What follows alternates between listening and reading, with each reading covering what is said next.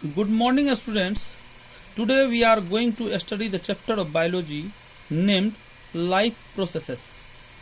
इस चैप्टर को देखने के बाद आप लोगों के मन में यह सवाल आ रहा होगा कि ये लाइफ प्रोसेसेस का मतलब क्या होता है। तो ये बात दिमाग में अच्छे से सेट कर लीजिए कि जितने भी प्रोसेसेस लाइफ को मेंटेन करने के लिए ऑर्गेनिज्म के द्वारा किए जाते हैं, उन सारे प्रोसेस को हम लोग क्या बोलते हैं? लाइफ प्रोसेस बोलते हैं। स्पष्ट लिखा हुआ यहां, all the processes which are necessary for maintaining the life of organism is known as life processes. यानी जितने भी प्रोसेसेस ऑर्गेनिज्म के लाइफ को मेंटेन करने के लिए ऑर्गेनिज्म के द्वारा किया जाता है, उसको हम लोग क्या बोलते हैं? Life processes. अब चूंकि लाइफ की बात हो रही है, तो हम कैसे समझे कि किसी ऑर्गेनिज्म के पास लाइफ है या कोई ऑर्गेनिज्म लिविंग है?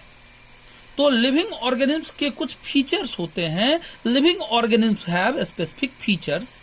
ग्रोथ होता है, लेकिन एक बात जान लीजिए कि ग्रोथ जरूरी नहीं है कि लिविंग ऑर्गेनिज्म हो तभी पॉसिबल है। जैसे मैं बात करता हूं, ग्रोथ का मतलब सिंपली होता है साइज का बढ़ना, हाइट का बढ़ना, विड्थ का बढ़ना। तो आपने सुना होगा कि हिमालय पर जब ठंड का मौसम होता है तो बर्फ की वजह से हिमालय कुछ मीटर बड़ी हो सकती है। अब उसका ग्रोथ तो हुआ, but Himalaya is not living. Himalaya living नहीं है। लिविंग ऑर्गेनिज्म को हम लोग कंसीडर नहीं कर सकते हैं। मतलब ग्रोथ में और may not be present in living organism, लेकिन हम लोग बचपन से पढ़ते आए हैं कि growth is the feature of living organism. उसके बाद आता है रिप्रोडक्शन। रिप्रोडक्शन में भी सेम सिनेरियो है कि कुछ ऐसे भी ऑर्गेनिज्म हैं जो रिप्रोडक्शन नहीं करते हैं, बट दे आर लिविंग। हम लोगों के भी समाज में, सोसाइटी में कुछ ऐसे कपल होंगे जो अभी तक मदर फादर नहीं बने होंगे, तो क्या वो लिविंग नहीं है? मतलब reproduction is the future of living, but ऐसा नहीं है कि प्रत्येक लिविंग रिप्रोडक्शन करे ही। जैसे म्यूल, खच्चर कभी रिप्रोडक्शन नहीं कर सकता। Male worker bee, honey bee, वो भी नहीं कर सकता रिप्रोडक्शन। हनी बी, मधुमक्खियां जो मेल होते हैं, वो रिप्रोडक्शन नहीं कर सकते हैं। हाँ, मोलिकुलर मूवमेंट, सेल के भीतर होने वाले मूवमेंट जब भी लिविंग होगा तभी ये पॉसिबल है। अगर लिविंग नहीं तो सेल के भीतर मॉलिक्यूल का मूवमेंट पॉसिबल नहीं है। तो molecular movement is the distinguishing feature of living organism. अगला पॉइंट है ability to sense environment. No doubt living organism में यह प्रॉपर्टी होती है कि वो इन्वायरमेंट को सेंस करते हैं। अरे भाई, आज गर्मी बहुत है, आज ठंड बहुत है, तो उससे बचने के लिए वो उपाय करते हैं। तो सेंस करने की क्षमता लिविंग ऑर्गेनिज्म में होती है। ठंडे के समय में आपने देखा होगा कि कुछ पक्षी ठंडे के समय में हमारे इलाके में आते हैं, गर्मियों में चले जाते हैं। क्यों? वो सेंस करते हैं। तो लिविंग ऑर्गेनिज्म का ये फीचर है। कुछ फूल ठंड में खिलता है तो कुछ फूल गर्मियों में खिलता है। क्यों? क्योंकि वो एनवायरनमेंट को सेंस करते हैं। और मेटाबॉलिज्म तो जान लो भाई कि ये लिविंग ऑर्गेनिज्म की ही प्रॉपर्टी होगी। मेटाबॉलिज्म कभी भी नॉन लिविंग में नहीं होगा। अब ये मेटाबॉलिज्म क्या है? Metabolism all the processes means breaking down of molecule और formation of new molecule, both are together called metabolism. कुछ नया बनना या कुछ टूटना और बनना जो कंटिन्यूअस चलता रहता है, इस दोनों प्रोसेस को हम लोग बोलते हैं मेटाबॉलिज्म।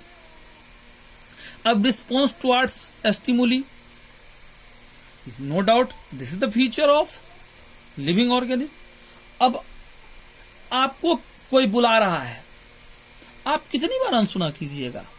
आपने गर्म तवे को छुआ, क्या आप टच किए ही रहिएगा या हाथ को खींच लीजिएगा, विड्रॉ कर लीजिएगा। अगर आप हाथ विड्रॉ कर रहे हैं तो it means you are showing response towards stimuli. आपने देखा कि स्टिमुली वो गर्म तवा है, आपने हाथ को खींचा, आपने रिस्पॉन्स दिया। तो this is the distinguishing feature of living organism, मतलब ये केवल और केवल लिविंग ऑर्गेनिज्म की प्रॉपर्टी है। टू मेंटेन, अब बात आता है कि ऑर्गेनिज्म अपने लाइफ को मेंटेन करने के लिए क्या चाहते हैं, उनको एनर्जी चाहिए होता है। और एनर्जी कहां से मिलता है? फूड से। To maintain the life of organism they requires energy which is provided by food, and food is provided by the process known as nutrition. और ये फूड किसके थ्रू आपके बॉडी में जाता है? न्यूट्रिशन प्रोसेस के द्वारा। लेकिन आपने अगर न्यूट्रिशन कर लिया तो न्यूट्रिशन के बाद फिर सवाल उठता है कि खाना तो खा लिया, एनर्जी कैसे आए? तो एनर्जी देने के लिए उस फूड मॉलिक्यूल को एक अलग प्रोसेस के द्वारा तोड़ा जाता है। To provide energy from food organism carry out respiration process. तो एनर्जी फूड से पाने के लिए ऑर्गेनिज्म क्या करते हैं? रिस्पिरेशन करते हैं। We will study these processes in detail in next classes. तो अभी जस्ट इंट्रोडक्शन है, तो हम लोग इंट्रोडक्शन देख लेते हैं। अब बात आता है कि रिस्पिरेशन हो गया, हमको एनर्जी मिल गया। अब एनर्जी मिला, ये रिस्पिरेशन, ये हमने जो न्यूट्रिशन लिया ये एक पर्टिकुलर जगह पर जमा हुआ होगा, खाना, फूड, उसी के आसपास टूटा होगा, पर्टिकुलर जगह पे टूटा होगा, एनर्जी बनी होगी। लेकिन क्या एक पर्टिकुलर जगह को ही एनर्जी का जरूरत है या पूरे होल बॉडी को जरूरत है? यदि होल बॉडी को जरूरत है तो that energy should be transported through out the body, and this process of transportation of the energy through out the body is known as transportation. The breaking down of food to obtain energy is taken at certain part of the body of organism. क्या बोल रहा है कि जो हम food molecule तोड़ते हैं energy के लिए, वो पर्टिकुलर पार्ट में टूटता है, but it should be transported through out the body that involves a process transportation. और इसको पूरे बॉडी में ले जाने के लिए जो प्रोसेस इन्वॉल्व हो रहा है उसको हम लोग कहते हैं ट्रांसपोर्टेशन। ट्रांसपोर्टेशन आपको थोड़ा बहुत आइडिया होगा। अगर हमारे शरीर में ब्लड ना हो तो पूरे शरीर में न्यूट्रिएंट कभी नहीं पहुंच सकता, एनर्जी कभी नहीं पहुंच सकती। बोलते हैं खून की कमी हो गई, कमजोरी आ गई है। क्यों? क्योंकि ब्लड ही पूरे बॉडी में ट्रांसपोर्टेशन में मदद करता है, साथ ही साथ लिम्फ भी है। और एक भोजपुरी में कहा जाता है, सुना है मैंने, कि घवा पैर में होला, मुंह से दवा खाए लिया ठीक हो जाला। सही बात है कि हमने खाया तो मुंह से दवा, पैर की घाव कैसे ठीक हो गई? Because of the process transportation. अगर ये ना होता तो घाव तक जो उस दवा में रिकवरी करने वाले एजेंट्स थे वो घाव तक नहीं पहुंच सकते थे। उसके बाद जब ट्रांसपोर्ट हो गया, ट्रांसपोर्टेशन से पहले ही जब ब्रेकडाउन हुआ फूड मॉलिक्यूल्स का, तो उस दौरान कुछ बाय प्रोडक्ट्स भी बनते हैं जो ऑर्गेनिज्म्स के लिए यूजफुल नहीं होते। So organisms wants to get rid of that. प्रत्येक ऑर्गेनिज्म चाहता है कि उसको बाहर निकालें, और उसको बाहर निकालने के लिए जो प्रोसेस वो लोग कैरी आउट करते हैं, ऑर्गेनिज्म्स कैरी आउट करते हैं, उसको हम लोग बोलते हैं excretion.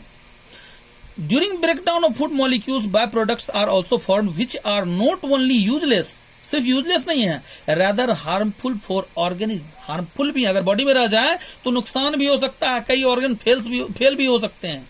Therefore, it should be removed out from the body that involves a process of excretion. और जिस प्रोसेस से ये होता है उसको हम लोग एक्सक्रीशन कहते हैं। तो क्लियर कट में ये बात हमको समझ में आ गई कि इस लाइफ प्रोसेस चैप्टर में हम लोगों को 4 प्रोसेसेस पढ़ने हैं: nutrition, respiration, transportation and excretion. होते तो लाइफ प्रोसेसेस कई सारे हैं।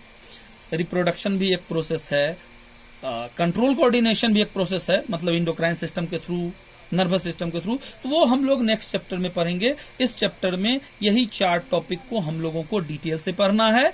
In smaller organisms, in plants, in animals. Okay, so we will discuss it in next class. Thank you.